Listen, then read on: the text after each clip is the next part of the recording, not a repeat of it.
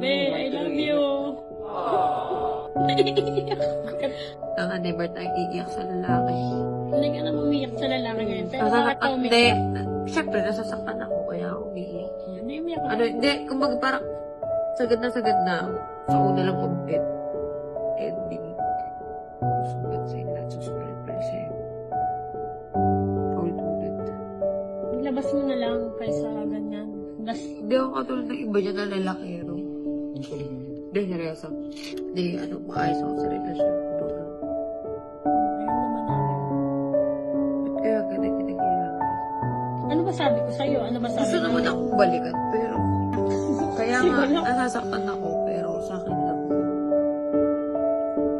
Kahit ano sakit na niya, nandito kami sa'yo. Pero mahal. Mahal. Mahal.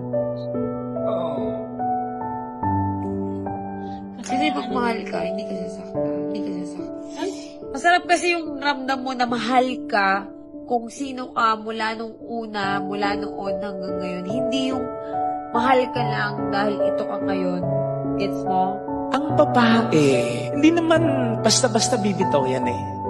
Aminin natin, ibang magtiis ang mga babae kesa sa atin. Iba yung tolerance nila sa pain. Kaya nga sila yung nanganganak eh. At ang babae, hindi basta-basta mag-give up yan. Kung hindi matindi ang dahilan. Again, ang babae, lalong-lalo na yung matinong babae, matinong asawa, matinong ina, hindi basta-basta mag-give up yan. O mag-give up man yan, matagal nang lumalaban yan, napagod na lang. Kaya nga may kasabihan tayo, kapag ang babae ang umayaw, ayawan na talaga.